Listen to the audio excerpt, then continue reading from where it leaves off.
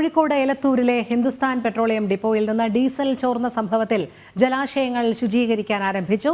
മുംബൈയിൽ നിന്ന് എത്തിച്ച സ്പെഷ്യൽ ഓയിൽ ഡിസ്പെൻസർ ലിക്വിഡ് ഉപയോഗിച്ചാണ് ശുചീകരണം. വിവരങ്ങളുമായി ഗോകുൽ കെ വേണുഗോപാൽ ചേരുന്നു. ഗോകുൽ, ഇപ്പോൾ എന്ത് നടപടികളാണ് പുരോഗമിക്കുന്നത്?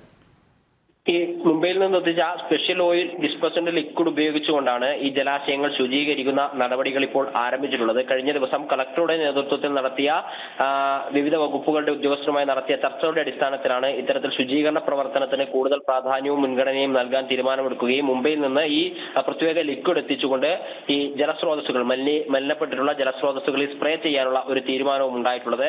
ഏകദേശം 1500 ലിറ്ററോളം ഡീസൽ ഈ ഡിപ്പോയിൽ നിന്ന് പുറത്തേക്ക് പോയിട്ടുണ്ട് എന്നാണ് കണ്ടെത്തൽ. കുറെയൊക്കെ ശേഖരിക്കാൻ സാധിച്ചിട്ടുണ്ടെങ്കിലും വളരെയധികം ഡീസലുകൾ തൊട്ടടുത്തുള്ള ജലാശയത്തിലേക്ക് പോകുന്ന കടലിൽ ഉൾപ്പെടെ എത്തുന്ന ഒരു സാഹചര്യം ഉണ്ടായിരുന്നു.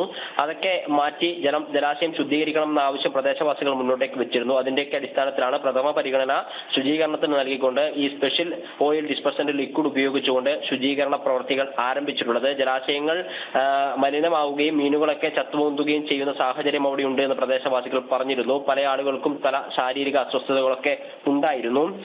ഇത് ഈ HPCLന്റെ ഹിന്ദുസ്ഥാൻ പെട്രോളിയം കോർപ്പറേഷൻ ലിമിറ്റഡിന് വലിയ രീതിയിലുള്ള വീഴ്ച സംഭവിച്ചിട്ടുണ്ട് എന്നൊരു പ്രാഥമിക വിലയിരുത്തലുകളാണ് ഉണ്ടായിട്ടുള്ളത്. ഫാക്ടറീസ് ആക്ടിലെ 92, 96 വകുപ്പുകൾ പ്രകാരം സ്ഥാപനത്തിനെതിരെ കേസെടുത്തിട്ടുണ്ട്. കാരണം കാണിക്കൽ നോട്ടീസും നൽകിയിട്ടുണ്ട്. മലിനീകരണ നിയന്ത്രണ നിയമം, എൻവയോൺമെന്റ് പ്രൊട്ടക്ഷൻ ആക്ട് എന്നിവ പ്രകാരവും കേസെടുക്കുമെന്ന് ഇന്നലെ ജില്ലാ കളക്ടർ അറിയിച്ചിട്ടുണ്ട്. വലിയ രീതിയിലുള്ള ഒരു വീഴ്ച ഈ സ്ഥാപനത്തിന്റെ ഉദ്യോഗസ്ഥരുടെ ഭാഗത്തു നിന്നുണ്ടായി എന്നൊരു പ്രാഥമിക വിലയിരുത്തൽ ഉണ്ട്. അതിനാൽ തുടർ നടപടികളൊക്കെ ഉണ്ടാകും. എന്തായാലും ഇപ്പോൾ പ്രാഥമിക പരിഗണന നൽകിക്കൊണ്ട് ഈ ശുചീകരണ പ്രവർത്തനത്തിലാണ് മേൽനോട്ടം നയിക്കുന്നത്. ഒരു 11 മണിയോടുകൂടി തന്നെ ഇത്തരത്തിൽ ഈ ശുചീകരണ പ്രവർത്തികൾ ആരംഭിച്ചിട്ടുണ്ട്. ഈ ലിക്വിഡ് ഉപയോഗിച്ചുകൊണ്ട് മലിനപ്പെട്ട ജലത്തിലേക്ക് സ്പ്രേ ചെയ്യുകയാണ് ചെയ്യുക. അങ്ങനെ സ്പ്രേ ചെയ്യുന്ന സമയത്ത് ഈ ജലാശയം ശുദ്ധീകരിക്കപ്പെടും എന്നുള്ളതാണ് ഈ മലിനീകരണ നിയന്ത്രണ ബോർഡിന്റെ ഉദ്യോഗസ്ഥരൊക്കെ പറയുന്നത്.